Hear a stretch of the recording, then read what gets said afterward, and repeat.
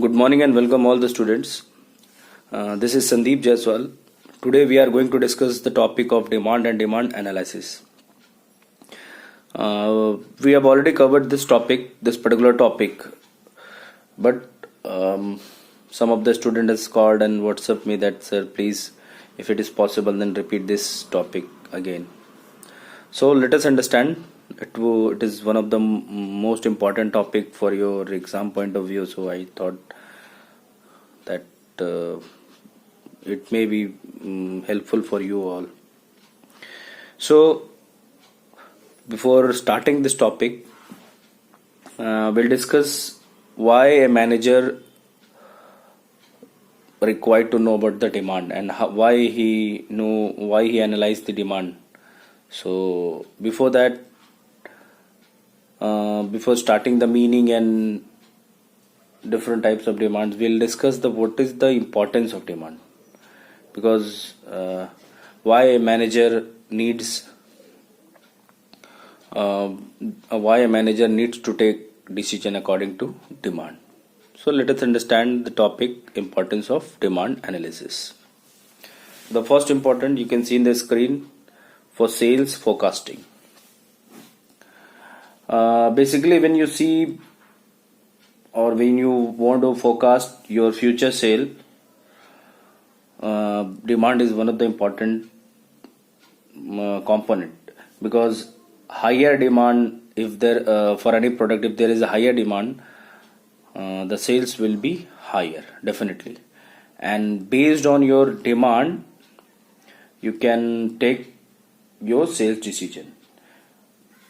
So for sales forecasting it is required. Next is for pricing decision of the product. The firm has to fix some price for the product. So before taking a pricing decision, you have to analyze the demand. If the demand is high, sometime what happen when the demand is very high, and in that, if the demand is high, you can increase the price of the product also, because people are ready to buy even at the higher price sometimes.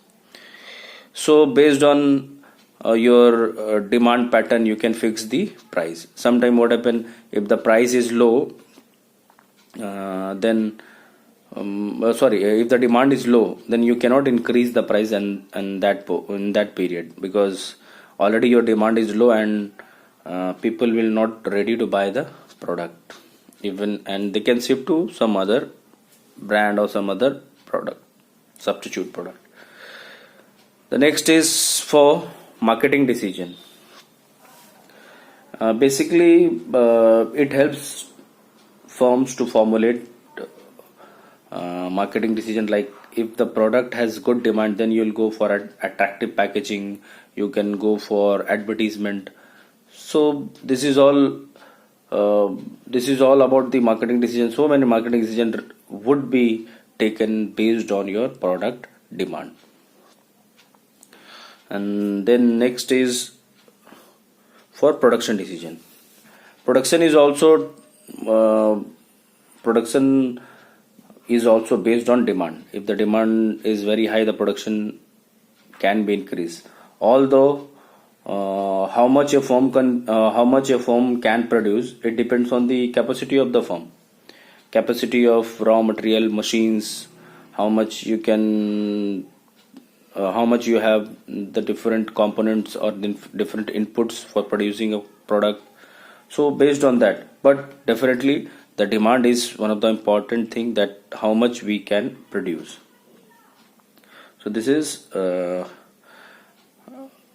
fourth point. The fifth point is demand is necessary for firm existence. As you know, if there is no demand, the firm cannot exist for long. Initially some firm can survive, but during a course of time you have to increase the demand, otherwise the firm cannot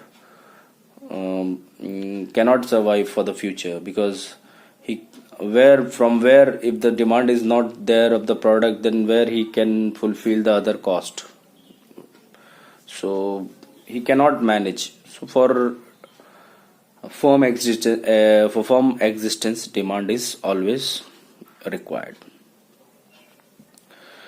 Now we'll go to the next topic. As topic means meaning. We'll understand the meaning of demand.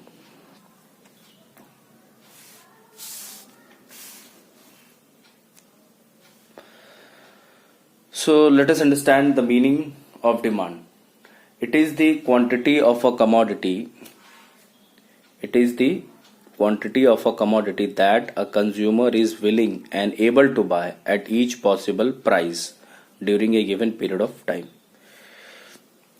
We'll discuss the topic. Before that, we need to understand the difference between demand, desire, want. Generally, all these terms are used in day-to-day life, but in economics, all these terms have different meanings. Basically, desire, let us understand what is desire. Desire is something, it is a mere wish, it is a wish to have a commodity. For example, if for a poor person, if you want to have a car and he has only 1000 rupees, it is not possible to fulfill the demand. So it is just a desire because he is not able to buy it. It is desire. In the same way, want is that desire which is backed by the ability and willingness to satisfy it.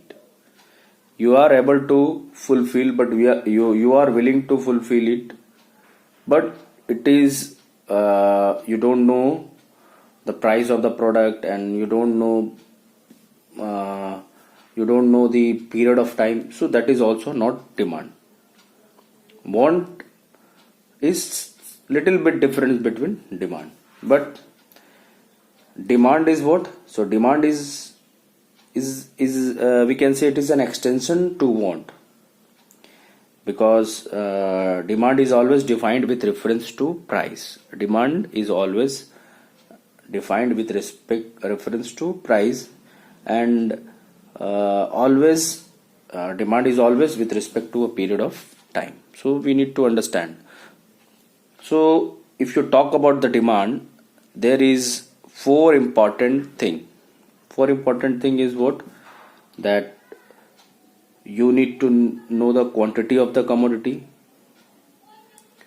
You need to know the quantity of the commodity. Willingness to buy. You should have willingness to buy. You should know the price of the commodity, and fourth is period of time. When you have all these four elements, then only we can conclude that it is a demand. You are willing to buy it, you know the price of the product, you know the period of time, and you know the quantity, how much quantity we should buy. So when you combine these four elements, this becomes the demand. And demand, so let us once again see, it is the quantity of a commodity that a consumer is willing and able to buy at each possible price during a given period of time. So you understand, willingness is there, ability is there, price is there, and time period is there. So these are the four important elements to understand the demand. Now demand can be defined in two ways: individual demand and market demand.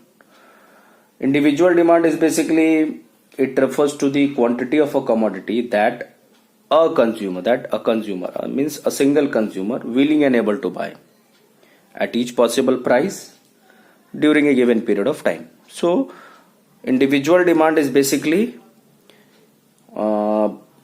quantity of a commodity that a single consumer wants to buy. And market demand, it refers to you can say it refers to the quantity of a commodity that all consumers are willing and able to buy. So individual is a single consumer, and market demand, all consumer for a single product, always for a single, either it is individual demand or a market demand, it could be for a single product or services. So this is all about demand and individual demand and market demand. Now we'll go in the next topic, the determinant of demand.